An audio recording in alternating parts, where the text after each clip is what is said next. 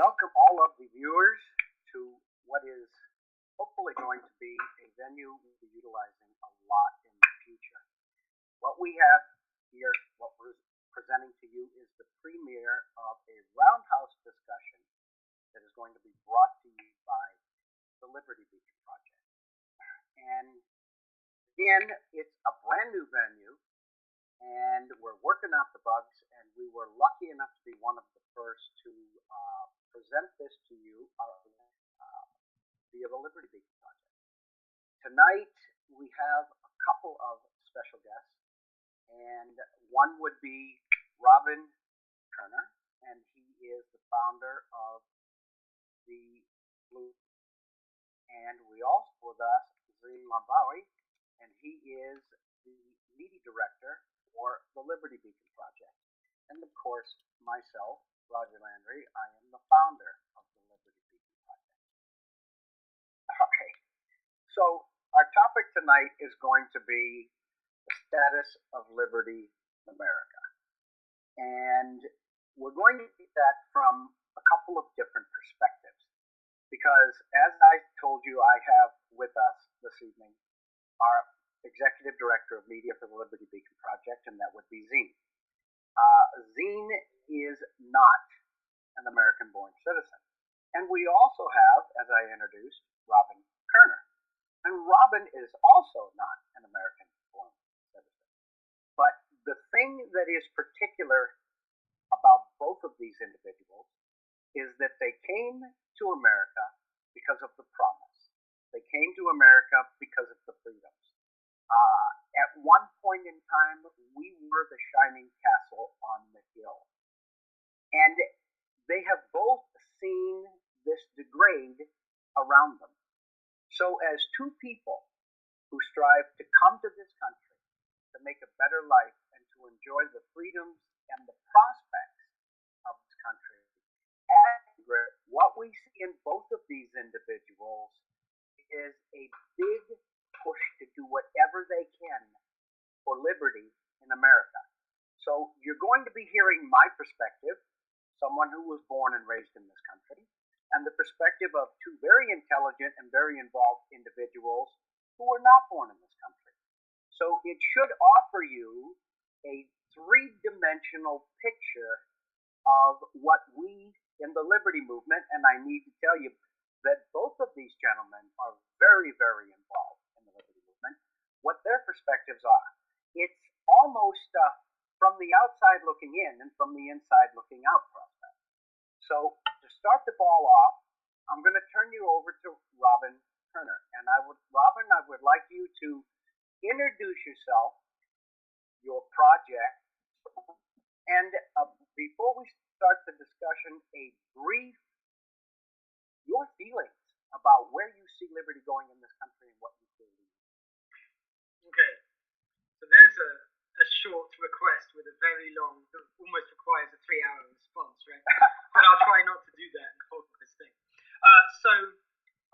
I'm basically involved in two main projects.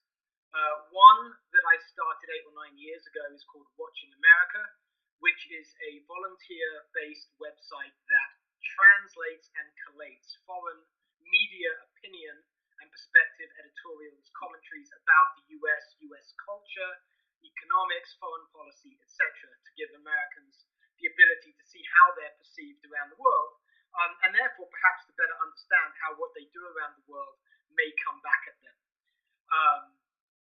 But now I'm much more involved and much better known for my work with Blue Republican, which is a movement that, thanks to a number of great individuals, not just me, grew into something after I wrote an article on the Huffington Post, where I'm a political and economics writer, where the article was entitled, "If You Love Peace, Become a Blue Republican."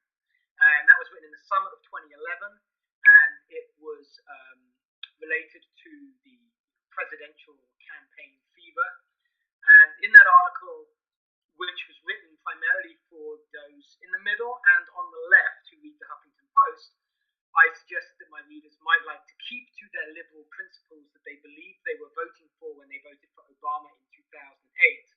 Such good principles as rights, restoring the Bill of Rights, preferring peace over preemptive war, and hopefully being done with crony corporatism, all of which many people who voted Obama identified with Bush's Republicans as they were. And so in 2011, I beseeched them to stick to those principles by becoming Republicans, to vote for the one guy that had a track record on those principles, who was at that time Ron Paul, old white conservative Republican, but who had a track record on on actually defending the Bill of Rights, which of course with a small L is a very liberal document indeed. And in that article, I coined this term "blue Republican," referring to those who identified on the left, perhaps who were Obama voters with maybe Democrats, but who were going to be kind of join the Republican Party for a particular principled purpose, rather than out of any change in kind of partisan commitment, as it were. And out of that, thanks to people like Israel Anderson, Zach Carter, and some others, this movement of Blue Republicans was born. Now we're a big Facebook group, and we're setting up chapters all over the nation. And the philosophy behind Blue Republican, which you might call a non-dogmatic approach to the liberty curious, peeling people off the soft left, explaining the ideas of classical liberalism in a way that convinces those perhaps who identify with capital L liberalism today, more progressive liberalism. It's a very kind of open-minded approach. It's about finding common ground, and I'm kind of keeping that franchise going, that kind of political franchise going, with my writing on the Huffington Post and the Daily Bull, Ben Swan, and other websites. And it's become quite a movement. We're not an official movement, so I'm not regulated in any way. I'm just a guy who writes, and I have a lot of other people that like to read what I write and help me do what I'm doing. So now we've set up state chapters: California, Colorado, Arizona, Illinois. We're looking to set up a lot more, and maybe bring to bear the power of this open-minded pro-liberty brand, bring to bear that on political races, events, issues that pertain in particular states, cities, etc. Supporting candidates maybe from governors all the way down to school board. So that's what I'm about broadly. And as you can tell from my accent, I'm born in England, and I'm very interested in how the Anglo tradition got liberty, as it were, from the mother country over to the New World, and which is kind of the tradition that I followed, physically. So here I am. That's excellent, and just about what I expected you to say. It's very eloquent, sir. And what I need to do is bring my executive director of media for the Liberty Beacon Project, Zine, into the picture now, because Zine is born in France, and that'll be readily apparent, just as apparent as when Robin started to talk that he was a British citizen. When Zine starts to talk, there'll be no doubt in your mind that he originates from France. So, Zine, I would like you to do basically the same thing. Talk about what brought you to the United States, what you see as far as liberty in the United States, how, if you feel it's degrading, and what you feel we need to do as far as rectifying the situation. And then when you're all done with that, I'm going to give a little rundown on the goals of the Liberty Beacon Project. So over to you, Zay. Hi, my name is Nabari, and I am from France. And I left that country because it started to, look more and more aggressive, oppressive. You have the socialist regime at the time in the 80s, François Mitterrand. This police state, and life economically became durable. There are too many barriers, too many red tapes. I turned over the United States because its reputation as a beacon of liberty. They advertise a lot of it in the movies. I grew up seduced by American life and American idea of liberty. And so I just had enough, and I left with a couple of brothers of mine. I moved to San Francisco, not to be there, to Los Angeles. have a business here that's very good. It's a web store online, as posters. And life so far has been all right, except for the past decade, where all kind of events go down on us in a chilling fashion, I would say. And I started to get interested in politics and the liberty movement, and I read a lot of articles, and I acquired also a lot of background in philosophy. Because when you understand philosophy, then you can connect both politics and it. So I think this guy, what's his name, Confucius, he was very right. Maybe we live interesting times. We are indeed. Even the Mayans, they predicted the end of an age, and the age of faith. And we are going into a dangerous era, the era of godlessness.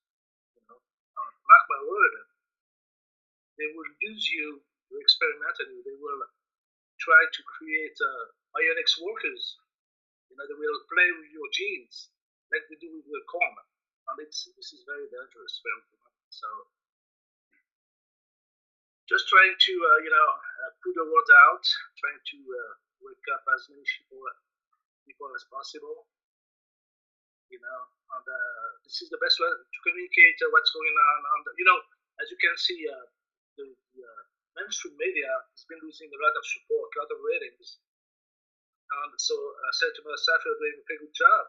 That means that people are waking up and they're going over the mainstream, the alternative media, to find out the truth, what's going on, and what's been done on our behalf. Because it's not, as Americans, we're good people. It's just the leadership, the management, that does things on our behalf, that make the world hate us. And this is how you create world wars, They're trying to dismantle America bit by bit in order to, achieve the dystopian world order with communism as a backbone of ideology. This is where we're going. This is very dangerous, and we must do anything in our power to prevent that.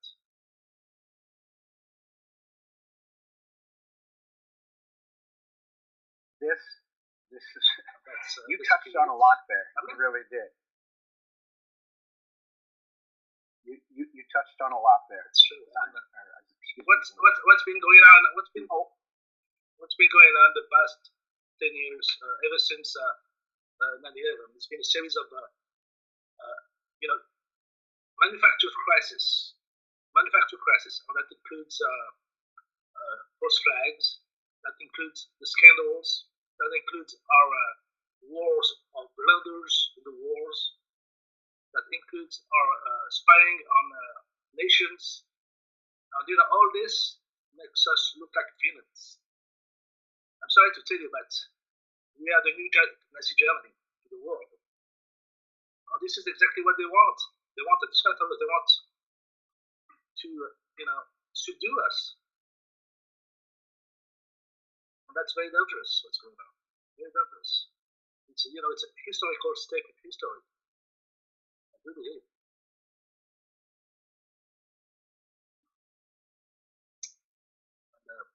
Very true. That's what I've got to say. And as a matter of fact, what you've done is you've touched on quite a few topics, and actually you probably covered most of the spectrum, from false flag events, from false flag events all the way through. Even the Syria incident, it was staged. It's meant to make us look weak, so other nations won't be afraid of us anymore. And whenever there's a power vacuum, invents wars, world wars. That's what they want. They want to liquidate 90% of us.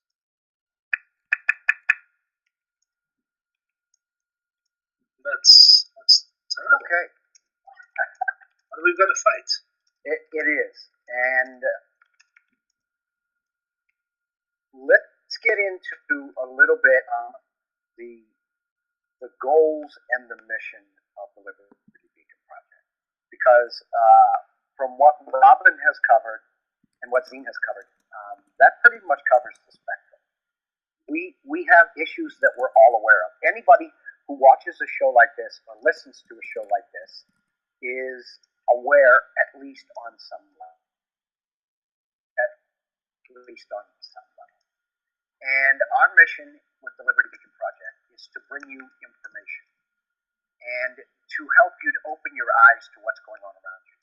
Now, both of our guests discussed the mainstream media, and this is something that needs to be supplanted.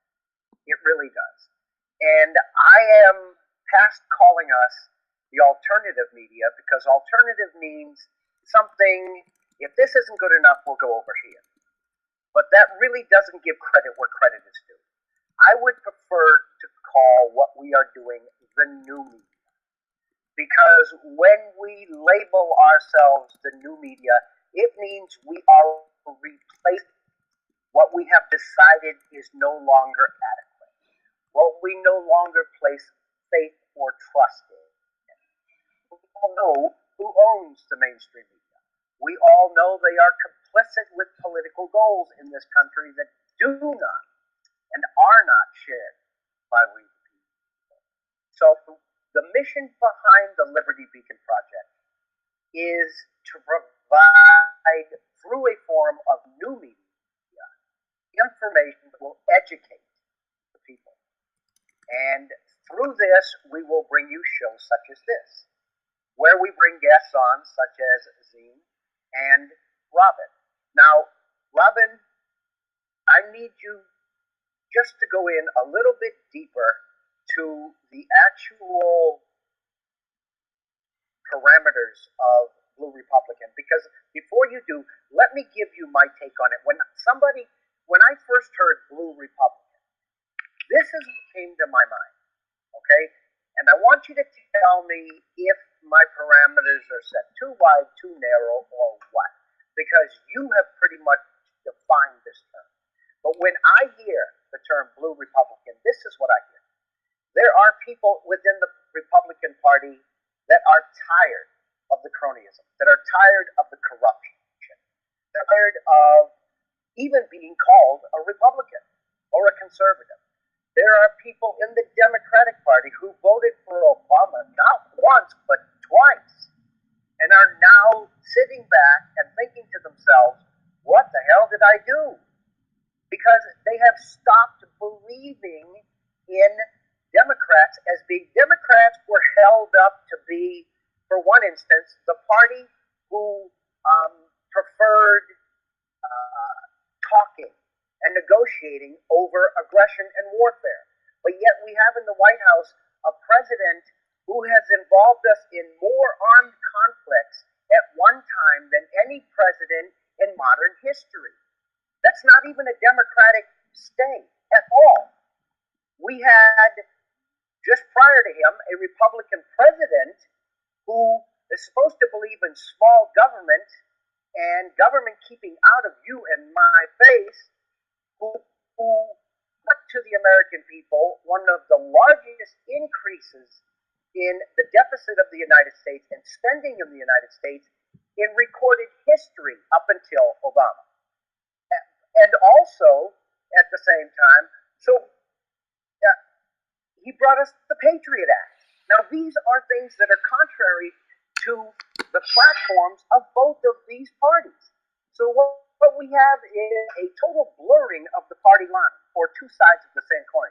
So when I hear Blue Republican, what I hear is a lot of people are focusing on liberty. A lot of people are focusing on what their party no longer delivers, what they say they represent, but do not, in fact, by their actions. So when I hear Blue Republican, I hear people that are disillusioned in both of the grand old parties and are looking for a way to actually accomplish something in this country to bring it back to the realm of liberty. How far off am I? No, you're pretty close. So let me generalize it. I mean, what you say, everything you say is right. Let me generalize it some more. Blue Republican, obviously, in the way that we talk about our political spectrum, the Republicans want to paint us red, and the Democrats want to paint us blue. So the first thing the Blue Republican says is we're not going to be divided in terms set by the two main parties, right?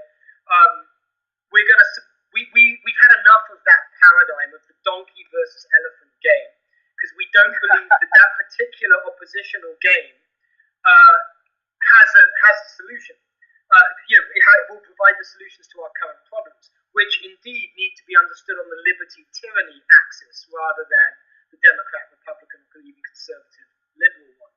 And further to your point, and to the term Blue Republican, what it recognizes is that where we have been brought to arises mostly from what the donkeys and the elephants have in common.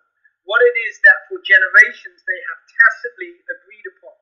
So that would include, for example, a cronyistic state financial class axis. It would include the militaristic solutions to foreign policy problems and foreign affairs issues. And it would certainly include, perhaps most importantly of all, the complete and utter takedown of our Bill of Rights and the idea that government should act within the confines of the Constitution, and that the government only gets to exercise power that are delegated, not sent up, delegated to it by the people. Now, the other reason for Blue Republican is once you buy all of that, you can say, well, look, and one thing I want to acknowledge, and I acknowledge a lot in my writing, because I think this is the way to make progress, and I write for a lot of people who identify as broadly liberals by default, which is what I would say I used to be. These are people who have basically good intentions. They notice there is this thing called government. They notice there is this system called law and legislation. So obviously the way to get the best society is to as closely as possible legislate your good intentions. That's a common sense view, right? 50s, 60s, 70s, and 80s, I'm talking the decades, maybe that was a perfectly reasonable position. But now the data are in. And now we know that your political method determines your outcomes, rather than do your good intentions, right? So what I'm saying is, look, if you are driven by these basically liberal principles that are enshrined in the Bill of Rights, that are about, and I will even use the word social and economic justice, because I believe the free market delivers more of those things than any other system we've tried economically, but we can talk about that later. But if you actually care about those kind of basic, giving a damn about your fellow man, your fellow American, very good, I say. What I want to do is I want to say to the left, maybe the methods that you've been supporting, that statist, capital P, progressive methods, have actually failed even by the standards of your liberal intentions. So what I'm saying is I want to affirm those intentions on people who I may disagree with, politically. And I want to suggest that maybe they kind of look at their outcomes in the light of their principles and see if maybe they don't want to try another way. Because what I find is, I don't have to sell a libertarian orthodoxy. I don't even have to sell kind of liberty as a concept. If I can help people see that the bill of goods they've been sold by the mainstream media and the two main parties is a fake one. It's a head fake. It not only does it not describe, not only does it not properly explain the mess we're in, it's actually what kind of got us there. So that's what I'm about, and that's why Blue Republican. Blue Republican because it subverts the paradigm of red versus blue, and also because blue is here in this country the colour of liberalism. So if you stick it with the word Republican, it plays with people's heads. And just like it says on the Blue Republican motto, on our seal, principle before party. That's why. I like it. I really do. I could pretty much have programmed what you were going to say. I have listened to you, and I will continue to listen to you and get your word out across this project. The Republican Party is not going to win this battle Party is not going to win this battle. Even the Libertarian Party is not going to win the battle. And they're pretty much center line. Win this battle is all of us who can agree on the fact that we've been sold a bill of goods and that we need to unite our voice in some fashion. Whether we agree on everything or not is not even part of the argument. But that we all agree that at this point something needs to be done, and it needs to be done by us, we the people. Thank you very much. Now, I want to preface a question or a topic for Zine to weigh in on. And that is, I have been stating on several shows that I've done, and I get some pushback initially from the chat room until I explain. The United States is moving towards socialism. It has been for a very long time, and this is intentional. The United States has been, this has all been choreographed. But if you have to truly define the government we have in this country today, it is not a socialistic government. It is, in fact, a fascistic government. Because, as Mussolini being Benito Mussolini, the father of fascism, stated in 1932 when he was asked to define fascism, stated that fascism could better be defined as the marriage of the power of large corporations and the state. Is there anybody listening to this show that did not believe in their heart that this country is no longer controlled by our politicians, but is seriously influenced to the point where they get their way? Let's talk about Monsanto. Let's talk about Merrick. Let's talk about big banks like J.P. Morgan. Let's talk about that the large corporations bend the politics in this country to their favor. And long ago, it has stopped being what the needs of we the people are, and it has turned into the needs of the few powerful corporations are. So if anybody out there cannot see the tie to this country and fascism, as it is defined by the father of fascism, Benito Mussolini himself, you need to do some homework, because it is blatantly clear that corporations run this country today. Zine, I would like you to step in and talk about this, because you already broached this in your initial conversation. Do you see it? Yes. Yeah, I believe, socialism and capitalism, they're just management tools of the elite. Now, if you're a relatively wealthy nation, then they will give you some breathing space so you can produce more. And they will give you capitalism as a management tool. But as you run up debts and start to build up deficits, then when the bill comes due, then they will instate socialism, which is slavery, basically. They will tax you to death, and they will control you. They will control your every move, your every thought. You cannot say anything. This is like a punishment for being indebted.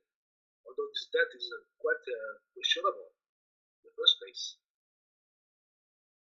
So yeah, like I say, what's going on here is they're dismantling the United States, and they want to put it like in a sort of a receivership, like the Soviet Union. They want to exploit the people in order for them to repay what they owe with interest. And at the same time, they're moving their management east to China. They're going to start exploiting this new area because it's still rich in wealth, and they're going to also change the monetary system. I believe the dollar is on its last days, and they have devised a replacement. And the replacement is going to be a new monetary system. It's going to be based on backed by gold. I believe the BRICS are going to be the managers, if you will, of this monetary system, while the United States will be like a weak nation, third world nation, under the worst brand of socialism. So this is what's going on. You know, this is like the end of a cycle. The monetary system has hit a wall. They need to reset the system. The last time it happened, it was around World War II, and the UK were the depositor, the custodian of an international monetary system. The problem is the same as we have here, the debt problem. We come to a point where the debt is no longer serviceable, and the world doesn't trust us anymore. So they have to crash the system. But they want to keep the game going. So they do that every 100 years. You know, they choose nation as a host. They suck the blood out, and then when there's nothing left to exploit, they just leave. They go somewhere else. You know, this is a scheme that's been perpetrated on mankind for centuries. You know, even some of the elite are bragging about it. You know, I saw that video once of Aaron Russo, who interviewed, I think he was a friend of one of the Rockefellers. And the Rockefellers casually told him what was in store for us. You know, he said something about a big event happening that would change everything. So we had a big event, 9/11. And then from this day on, all we had were multiple crises that no doubt that are engineered, you know, to dismantle America. This is what they are doing right now. We must. I believe that what they are trying to do also is foment a civil war within the U.S. They're trying to, you know, with all this division, you know, all the NSS stuff, all the scandals. They're trying to provoke people into react aggressively, so they can unleash their police state on them, so they can institute martial law all over. And what we've got to do, we've got to, you know, warn everybody about this. You know, this is in the cards.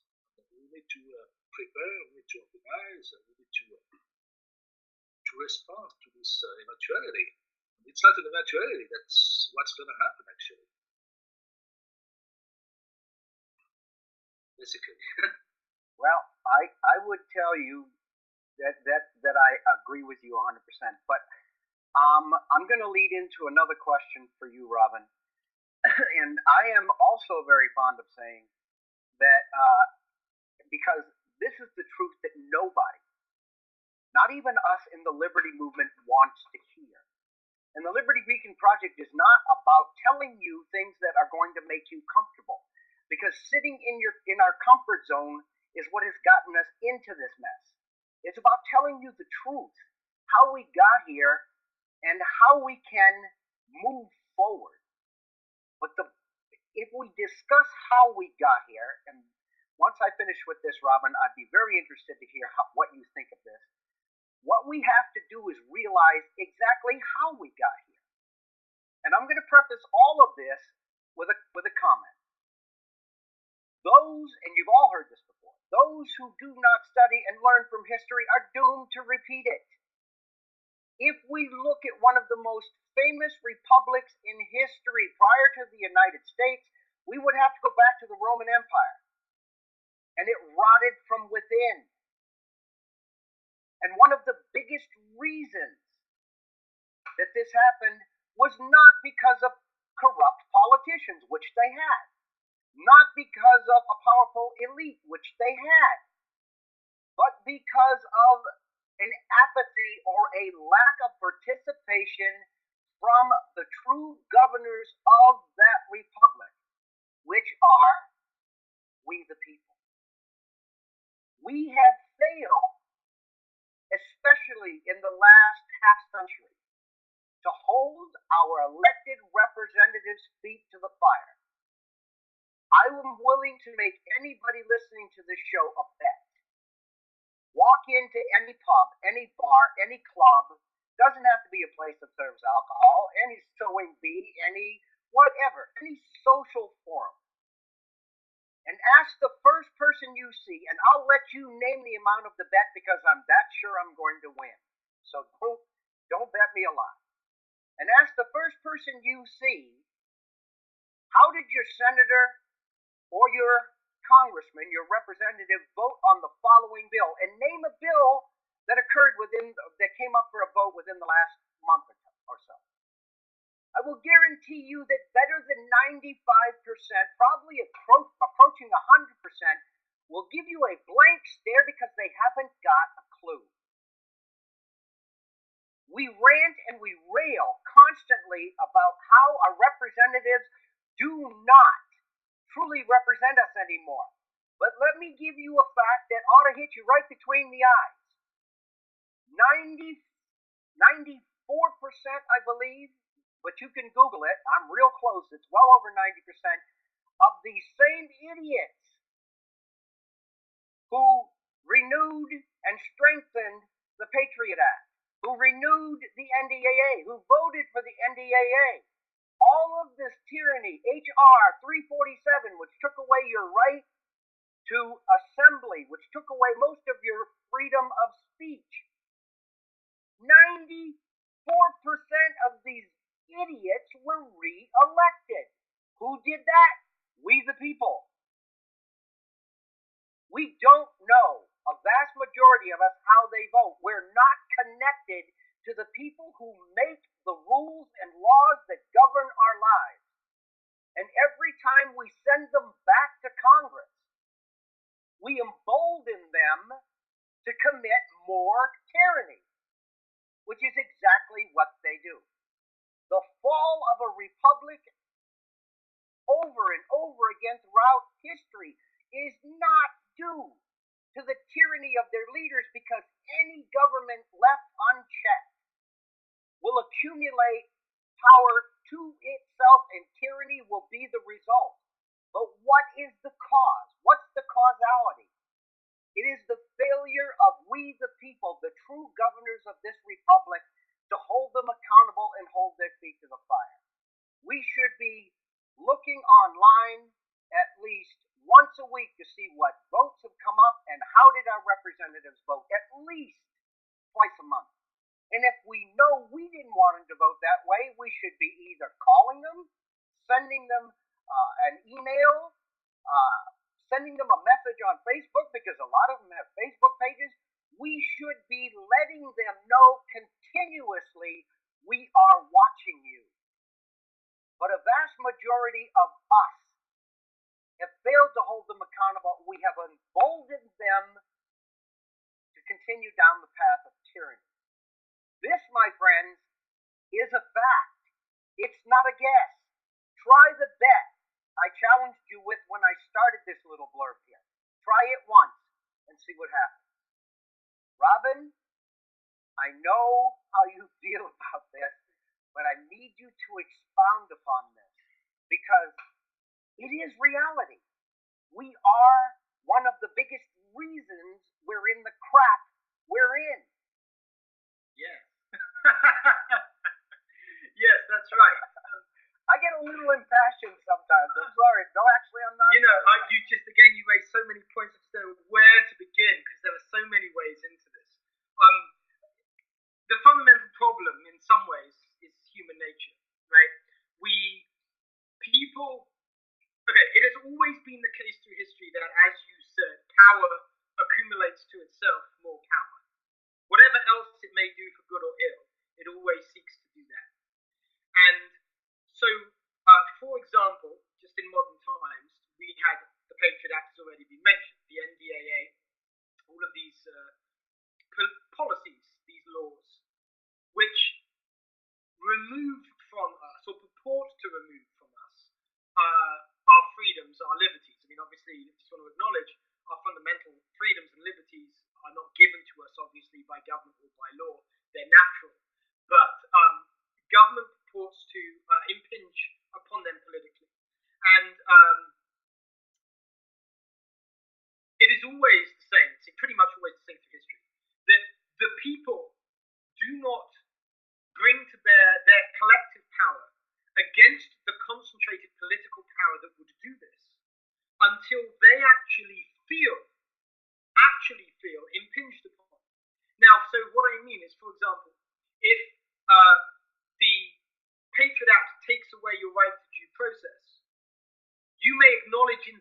particularly that that's an evil, that is a loss of liberty.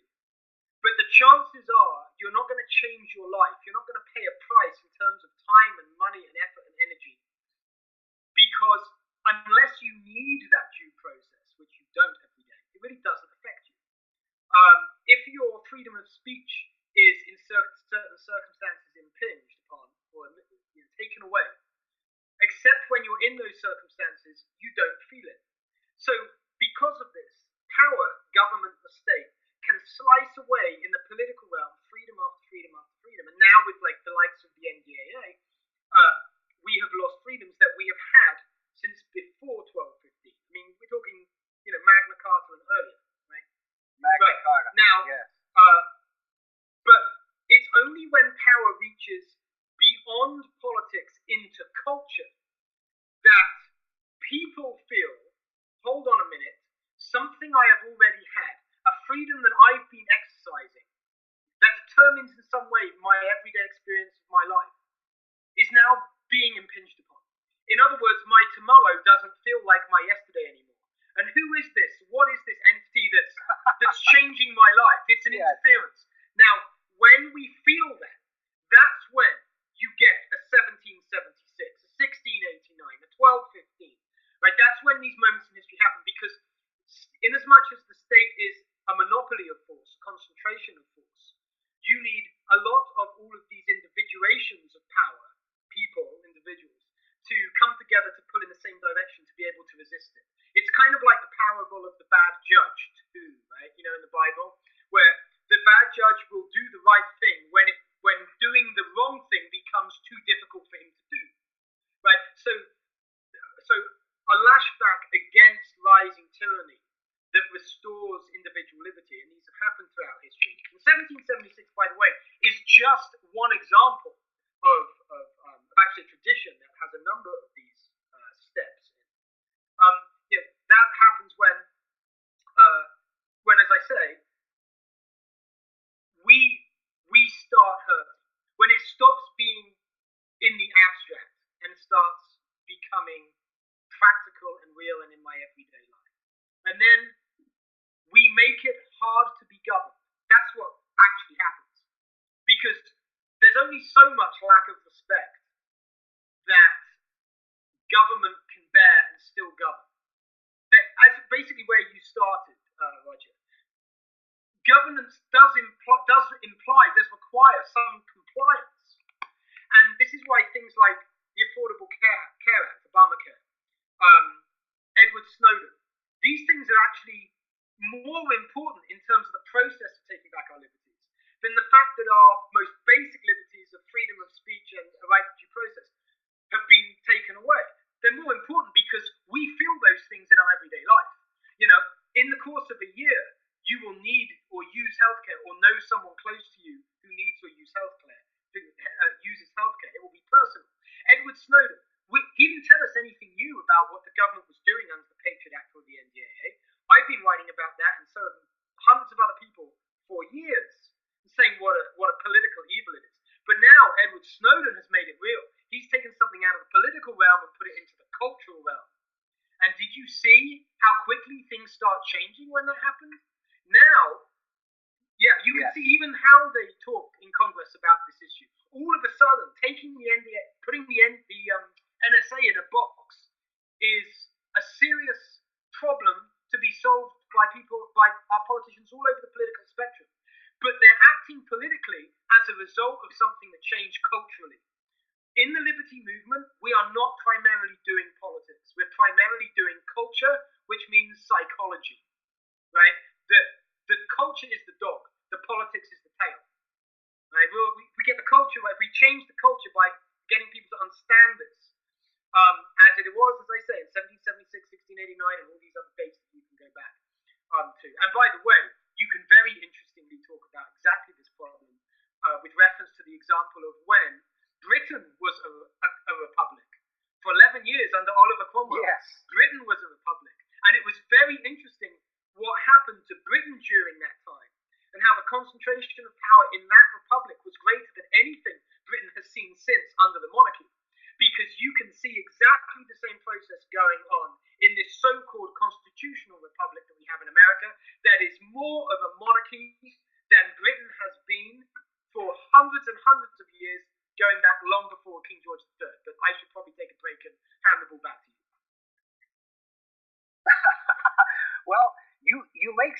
really valid points, and God, I wish we had like 10 hours because I'd like to take each and every one of them and dissect them.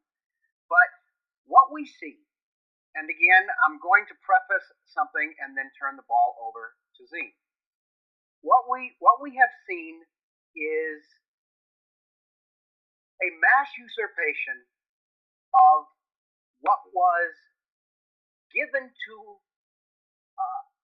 actually was written down on a document that was given to us by our forefathers, by the people who fought and died for freedom in this country.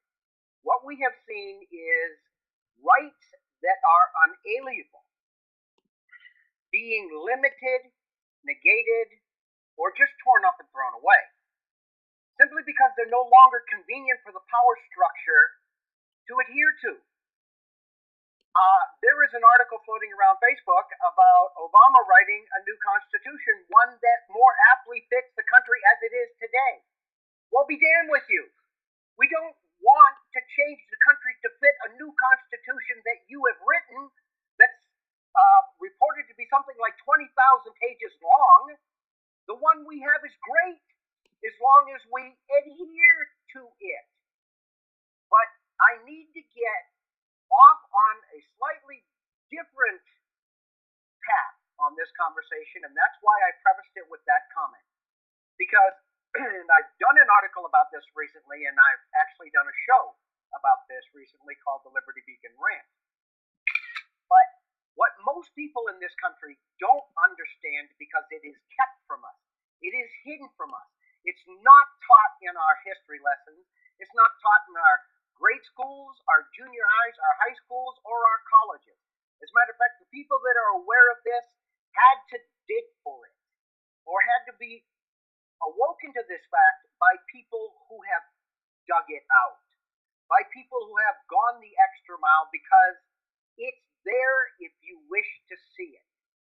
And that is that the United States, and this is reality, folks, because I wish for you to Google this, I wish for you to do research on it if you think anything I'm about to tell you is bull. I don't put out bull, I just say things loudly. The truth of the matter is, as of 1871, the United States is no longer and has not been a constitutional republic. It is a democratic corporation. This is a fact. Now, Zine, both times I've turned the floor over to you, you have touched on this fashion of tyranny. We have seen it happen in France. We have seen it happen in many European countries. We see this happening in this country. But most people, because the government lies to us and holds this smoke and mirrors in front of our face, having us believe that we are still a constitutional republic, most people push back against this, and they believe in their hearts that, yeah, there's some corrupt politicians, but in the end, we're a constitutional republic, and that will win out. By law that governs this country today, we not only are not a constitutional republic, but our leaders are not bound by the Constitution. It's a joke. And you say, Zine? The oath of office is just a ritual. That's all it is. It's for decorum. That's all it is. Like on every crime scene, the first thing you need to ask yourself is motive. Cui bono? For the money. These people who what we call masters of the universe. They've been at it for centuries. They know their turf. They did business with the kings and queens. They lend them money to finance their wars and their crises to feed their people. But when the money came back, when they sent the bill, they couldn't pay for it because the debt amount was so excessive. So what did they do? They just overthrew the monarchies. And, they created mobocracy, the power of mobocracy. They use the rabble get the power of the rebel to get their political agenda followed.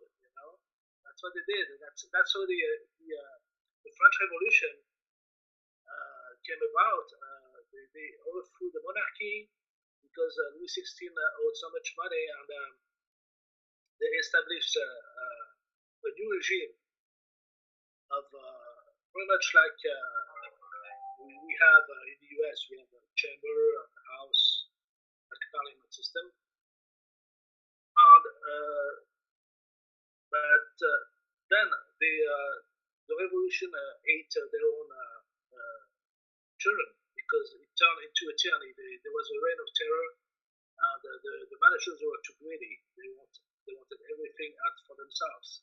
So the French Revolution was the herald of communism. From the communes in France, that experiment they tried. Yep. And what they did is they wanted to replicate the system of mobocracy everywhere in the world. But in the US, they were very reluctant. They were giving them a lot of trouble, so they had to, be creative in terms of how to, convince the US to, adopt democracy as a system of government. So they instigated a war between the North and the South. The winner, which was the North, yes, was under the payroll of the elite, and the elite lent them a lot of money for reconstruction. And that's how they started to get in debt.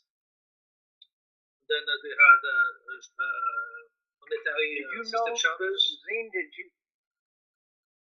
Yeah. Yes. Did you know that basically the Civil War never ended? No, we're still under basically martial law from the period of the Civil War. Right. That's right. And at this point, that's what allowed the tyranny of 1871 to happen, when Washington, D.C. was declared the center of power. That's right. So they established the power of mobocracy, which is democracy, in order to get what they wanted. Then they started to install a monetary regime based on debt are fair. And they started to suck the blood of a nation, of a wealthy nation, for 100 years until today. And we look like a zombie now. We're stripped of our wealth, of our assets, and the money is devaluing. And this is what they do. So the basic premise is the concept of democracy is totally wrong, because it allows, it's like a Trojan horse. It allows corruption much easier, And now here we are, under the tyranny of, we don't know what to do. We've got to organize, we've got to prepare, we've got to talk about this, and the problem is, the demographics are not with us, because all these years of opening the doors to oppressed people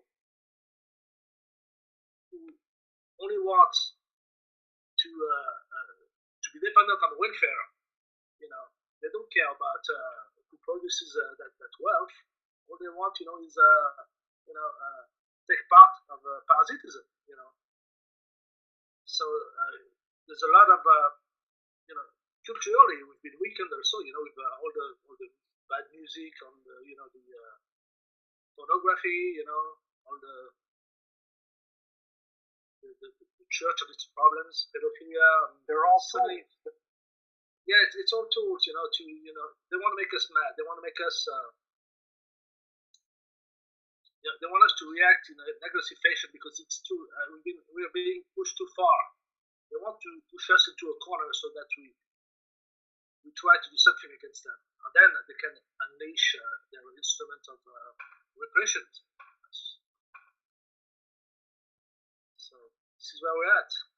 Well, that's coming, and it's coming, and it's coming soon unless we step forward.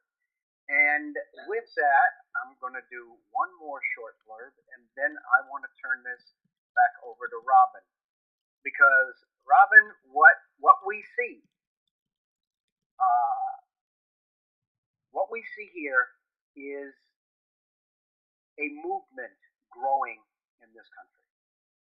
But at the same time, we see a government that is preparing for this movement. And everybody who's listening to this show has heard this over and over again. 2.3 billion bullets purchased, more than enough to wage the war at its peak in Iraq for 10 years, enough to kill every American citizen 5 or 6 times over, and 30 to 40% of them are 40 caliber hollow points, which aren't even legal by the Geneva Convention to be used in warfare. And they were purchased for internal use in this country. 3,000 light armored vehicles. I could go on and on and on. So we see this groundswell, Rob, and we see the preparations being made. We know about the executive orders that have given Obama immense dictatorial powers the day he decides, and it is him who will decide, nobody else, to declare a national emergency and thus martial law. They are prepared for us. But I would also say, and please don't anybody think that the Liberty Beacon Project promotes violence. We do not. We strongly believe that there are enough of us in numbers that if we unite our voices, no power on the face of the earth can stand against us. There are the government estimates well over 200 million firearms in private hands in this country. Well over 200 million. We have more guns in private hands in this country than the rest of the world militaries combined. This is the reason Japan never attacked the West Coast, because Hirohito told his emperor when he was asked to attack the West Coast, "I cannot, my emperor, because I fear if we were to try to invade the United States, there would be a man with a rifle behind every blade of grass." This is the big push to disarm Americans through false flag operations. They need to take our guns. We are too heavily armed in this country. But Robin, we see the groundswell. We see the preparations. Where do you see this going? Because I firmly believe that if enough of us unite our voices, we can push back this tyranny. Yeah, you're right. That's always been the case in history. It's just a question of how long and under what circumstances, how long it takes and under what circumstances a society gets to its critical mass or to its tipping point. In succeeding in this take back of power, if you want to call it that. The most important thing people like us may say we're not at the beginning of this process, but in terms of awareness in the society, we're still relatively close to the beginning of this process. The most important thing is how we talk to each other, because what a lot of people who have some of the concerns that we have do, or what I see them doing, is maybe out of sheer desperation, insisting on trying to win arguments with everyone else. You're wrong, shake, shake. You can't see this. Let me tell you how it is. Which might be satisfying for a few minutes, and you might win the argument, but you don't win a supporter. You don't actually get that person to really step into your worldview and perhaps try on the way you're seeing things. And it is about numbers. When you are resisting concentrated power in the form of the state or a part of the state or some elite, you do need enough people. Now, you don't need a majority. You don't even necessarily need a very big minority, but you need a minority that is concentrated around few enough of the right ideas that they are all pulling in the same direction around those ideas, and they're not letting their differences undermine their efforts. So there's many elements to that.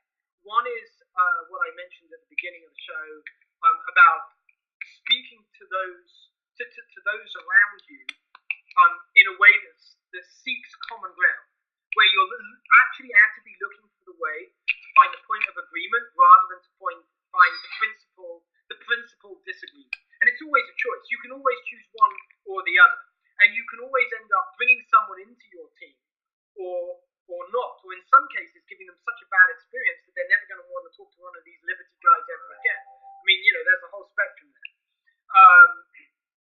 It's about, as I also said earlier, affirm the intention. Recognize that most of us have most of what matters in common, right? Even though we may fervently disagree on the exact, we may all have, let's say, different utopias.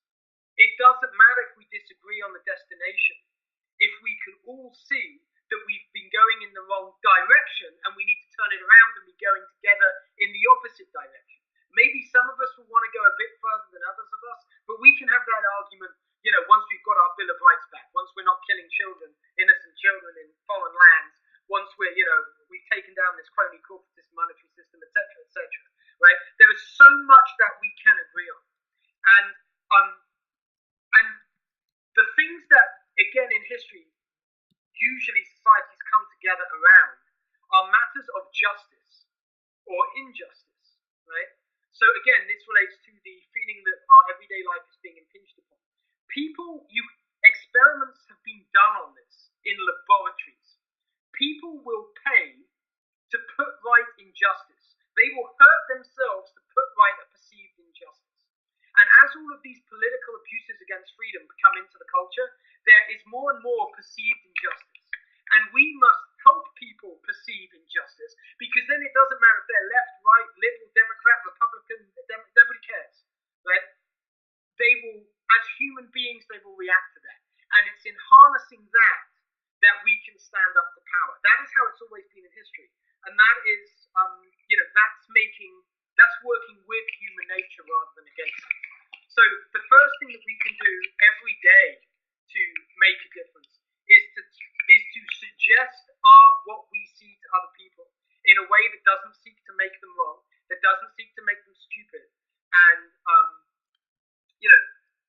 certainly doesn't seek to put them down. So I would say before we do anything, before those guns come out, we've got to approach each other in this way, so that if ever those guns do have to come out, there's enough of us shooting in the right direction. Oh my goodness. That's an excellent answer. It really, really is. And again, I'm going to preface a question to Zine. And once we're done with that, I'd like to give you both a couple of minutes to wrap up, and then I'll give the final wrap up for this show. I'll tell you the truth, I really enjoy this, but I enjoy having a discussion along this line with people of intelligence. And I'm not talking about people who are who were born smarter than anybody else. I'm talking about people, because there is a huge difference between stupidity and ignorance. Okay? Anybody that feels stupidity and ignorance are the same thing, you're making a drastic mistake. Ignorance is the lack of knowledge to act upon a subject. Stupidity is having the knowledge to act upon a subject and still not acting upon it. So what we have in America is a very large portion, and nowhere near as large as it was even a couple of years ago, but still a large portion of this population who are ignorant. Not stupid, ignorant. And one of the points just made so eloquently by Robin is, we will not wake them up by telling them they're stupid. We will not wake them up by throwing our argument in their face and saying, why can't you see this? It's so blatantly obvious. We will wake them up by holding civil conversations and presenting them with knowledge, because the only cure there is for ignorance is knowledge. Again, we go back to the root mission of the Liberty Beacon Project. It is to educate. It's to provide knowledge, to make it available for all of those who wish to seek it. Because I'm going to tell you, for every person who comes to the Liberty Beacon and reads an article, that that person will influence at least one, if not two or three other people. And each one of those people will influence other people. Okay? If you stop and think, it's venues like this, it's venues like Vonvo, which give us a tool, a mechanism to alleviate ignorance. You're never going to alleviate stupidity. Stupidity is permanent. It will always be there. You won't make it go away. We can conquer ignorance. So that was very well put, Rob. We need to approach these people, because for every person you reach, that person will reach someone else or two other people. It grows on an exponential rate. In the last 2 years, I have seen the liberty movement grow from some of us who were struggling to get enough attention to make it worth us talking, to today, where even the mainstream media, God, I don't believe I'm about to say this, is bringing up things a year or 2 years ago you never would have heard them talk about. Now, they don't delve into them deeply. Excuse me? I just said, Roger, that is so important. I just want to underline that. Just think, 4 years ago, Ron Paul, just for an example, was called a radical, extremist, ultra-conservative. Now, Rand Paul is getting more play as the potential Republican presidential nominee in 2016 than anybody else on mainstream TV. I mean, the step that's been made is huge. The Huffington Post ran Rand Paul's filibuster as its only thing on its front page when he was actually doing it. The Huffington Post, middle to left, and there he was. It's happening, and we must, as well as sometimes we look at how far we have to go up the mountain and we get daunted, but look at how far down we've already come up from, because we're making good progress, and it's about the mainstreaming of liberty, not just purifying the ideas. Sorry. No, don't ever apologize for making a good and valid point. Please. Because that's, again, exactly why we're here. So let me get this question over to Zine, because we're down to the 10-minute period. I thought it would be hard to fill a 90-minute video, and what I'm finding is I wish I had 600 minutes. But then, of course, a 10-hour session probably wouldn't fit everybody in the audience. So what we have here, oh God, yes. So what we have here is the need to educate, but we need to do it in a fashion that doesn't alienate. What I see in venues, especially on social media like Facebook, is the infighting between one group and another. Now, we both have liberty in our name, both of us, okay? And I'm just using generalities here. But because there's people in this group that don't like specific people in this group, we tear this group apart, and just by essence of being human, that group is now going to tear you apart. So what we have is infighting. And then we have people who are sitting on the fence, either liberty-minded or not, either going to be involved or not, and they see this, and the first thing they think of is, I don't want any part of that. So what was stated by Robin is, it's not so much what we will say to them as how we present it to them. We need to present a unified face.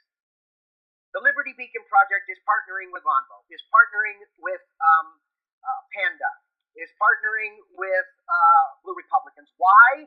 Because not one of these organizations, including the Liberty Beacon, no matter how big we get, is going to win.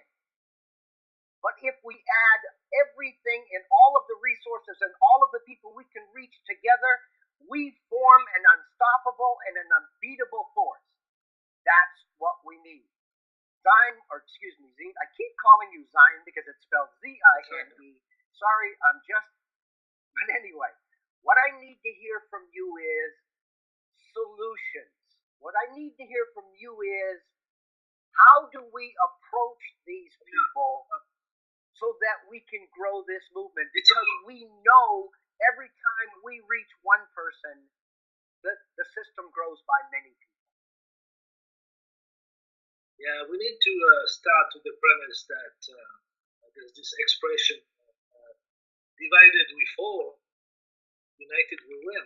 So how to get there is includes a process of educating, if you will. I've lost audio. Yeah, sorry. Can you hear me? Yes. Hello? Can you hear me?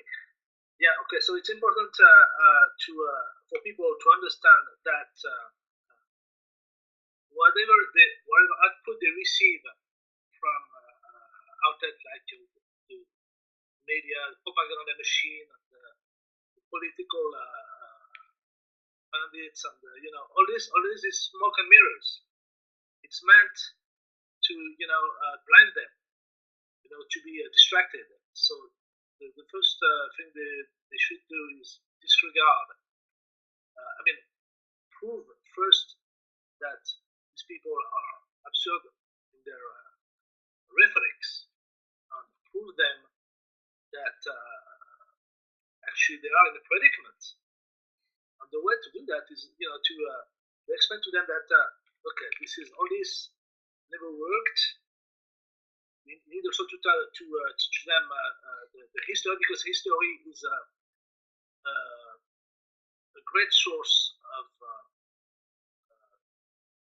explanation as far as what happened in the past affect what they should do in the present. I mean, if you need to look in the future, all you have to do is look deep in the past.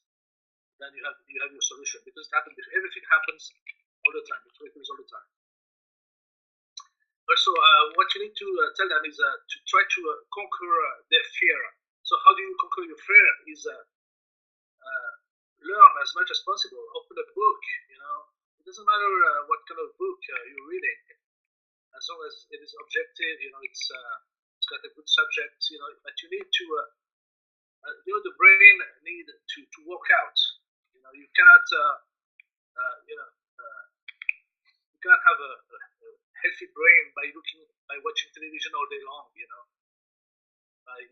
Listening to all the BS that you're being dished by the medias and all the bandits.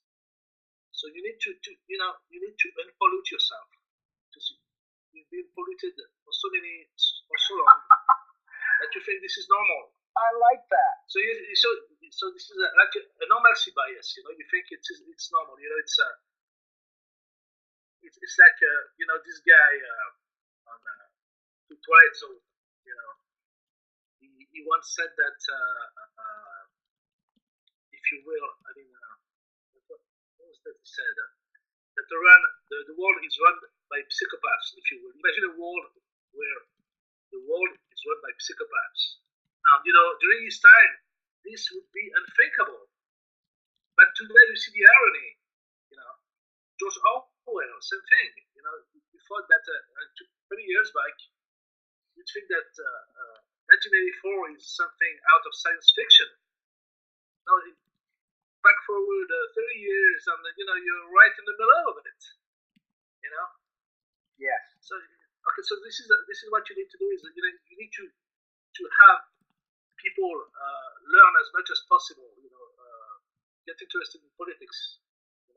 And by the way, one of the council member, what's his name, Zbigniew Brzezinski, stated that there is a political awakening.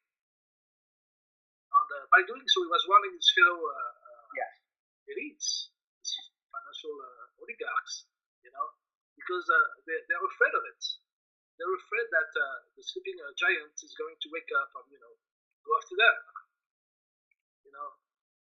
And he is part of the elite. He is basically. He is part of the elite. He's one of the council of foreign relations. Yes.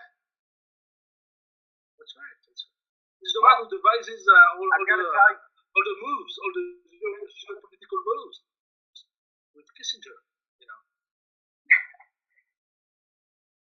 Actually, one of his most famous sayings is 30 years ago, it was much easier, or 50 years ago, it was much easier to to control 1 million people than to kill 1 million people. Whereas today, it is much easier to kill 1 million people than it is to control 1 million people. When a statement like that comes out, that's reality in your face. That's right. All right. They don't have any qualms about, revealing their... Sorry? No, they don't. No, I agree with you. They don't hide this anymore. It's in plain view now. Look at all the banks. They never get prosecuted. Too big to fail. What the hell is this thing? This is a scandal. Too big to fail. That's true. You screw up the your American business, you go down. How can a bank be too big to fail, but the American public is not too big to fail? Yes. No, that tells you who's the boss. Thank you very much. It does. I want to turn this over to Robin. And Robin, take a couple of minutes and wrap up. Give us a parting shot. And I'm ready for it because I have a feeling I know exactly where you're going, and it's going to be good. And then I will close the show out. But Max has been typing in that he really, really likes the way this conversation has gone, and he appreciates Go Liberty is what he put in. What he put in, and I've got to tell you, I'm kind of sad we only scheduled this for 90 minutes, but I do have commitments after this, and I'm sure we all do. So give us a couple minutes of wrap up, and put some of that typical British gusto in it, because I'm loving it, guys. Well, in the spirit of not only liberty but some entente cordiale with my new French friend, let me pick up where he mentioned the 1984, and so let me just run with that for a bit, just for some fun. If you remember reading 1984, as I do, you will know that from the first sentence in that book, where the clocks strike 13, there is tyranny, and in fact there is no hope anywhere through that book. It is not the story of a tyranny rising; it is the story of a tyranny in place. Or so you think, until you get to the very end. Because at the very end, the character in that book, Winston, is in room 101. And they're trying to get him to look at 2 fingers and see 3. Or to make 2 plus 2 equals 5. Right? So what does that tell us? It tells us that actually all the way through that book there was a hope. And the hope lied in the freedom that even the tyranny in 1984 could not take away. And that is the last freedom you will always be left with in a tyranny, and that is your freedom to think. That is the freedom that's between your ears. And all the while we have that, there is hope, because with that one freedom, we can work out how to act to get all the rest back. And it's not actually until you realize at the end of 1984 that Winston loses his ability even to think about what is being done to him, that you realize that all hope is lost. It's only then, really, when all hope is lost. So we are very far from losing all hope.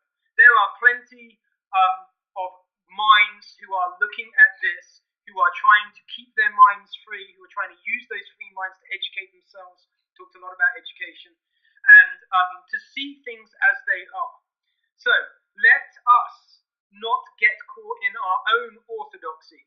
Let us not decide that there is one view of the world that must prevail. Let us, if we believe in liberty, celebrate everybody's liberty to think, everybody's free thinking, just as we celebrate their freedom.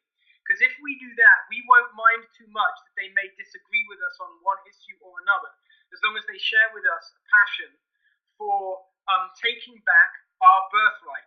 By the way, that birthright was not imagined into existence in 1776. 700 years of British people and others had done a lot of work so that the people who wrote that Constitution didn't have to do the work. Genius as they were, and amazing work that they did, most of it was done before. And it is a very resilient thing. So let us understand our context, historically, culturally, psychologically. Let us remain optimistic. Let us remain open-minded. Let us not make each other wrong. Let us keep our eyes on the prize, on the direction, and not be so concerned with the final destination. And we will be okay. We can do this. We have done it in our history before. And by the way, our history goes back as a movement, as a tradition, long before 1776. We've got this if we want it. Wow. Why did I know it was going to... How do I follow that? I'm supposed to finish your show off with a bang, and you know what? I'm afraid it's going to be a fizzle at this point, but I'm going to give it a shot. Robin, you're a tough act to follow, and so are you, Zine.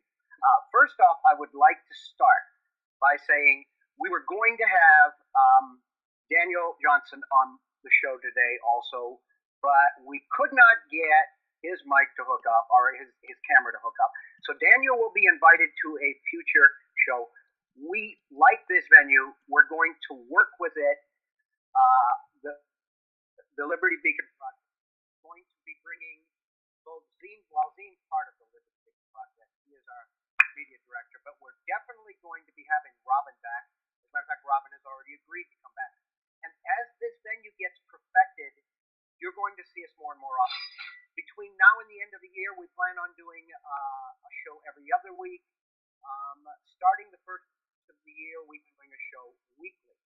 And this will be something, it will probably back down to an hour from 90 minutes once we go to a weekly show.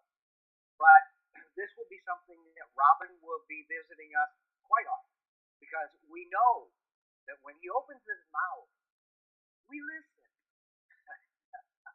But anyway, let me wrap up as best I possibly can to follow Robin Turner.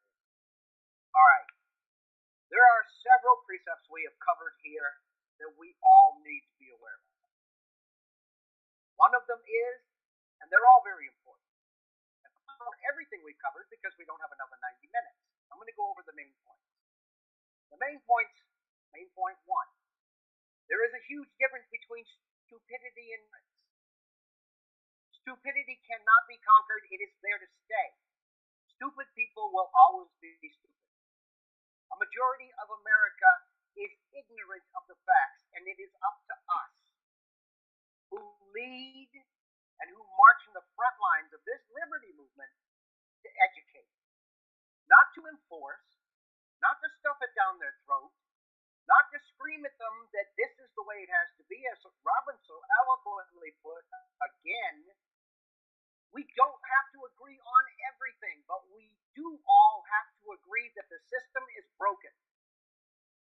We're all going to have different ideas on how to fix them. But you know what? Nobody's going to have the one perfect idea. If we all put what we come up with is the Constitution of the United States, the Declaration of the United States of Independence, the Bill of Rights. We come up with a group of people who put all of their ideas together and came up with an idea and an ideal that are almost perfect. And not one of them was right about everything. So we all need to come together on the one idea that we agree that the system is broken and work on ways of finding our ideas and our ideas. So that takes care of ignorance. The second thing we talk about that is very important is when we decide to place the blame for what has gone wrong in this country and what we face as a people in this country and indeed the globe, because tyranny is not an American suffrage. Tyranny is being experienced across the globe, but in America. When we decide we're going to place the blame, please look in the mirror. And I'm not talking about any individual listening to this show. I'm talking about the American public in general. For too long, we have not held our leaders accountable, and tyranny has been perpetrated. In 1871, they sold this country down the river.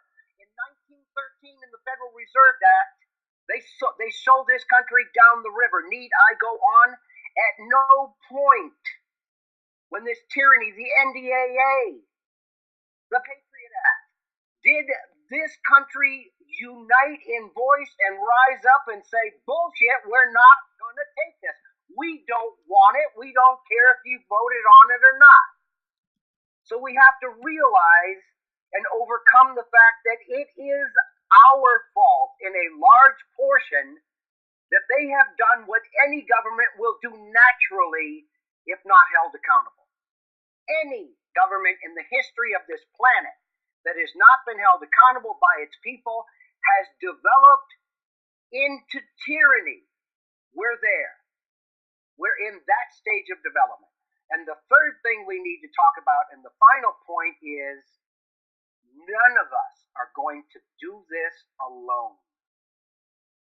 If you go to the Liberty Beacon, okay, our main website, not the other two, and we're about to launch a fourth and a fifth, but if you go to our flagship, the Liberty Beacon, you will find a logo for Blue Republican.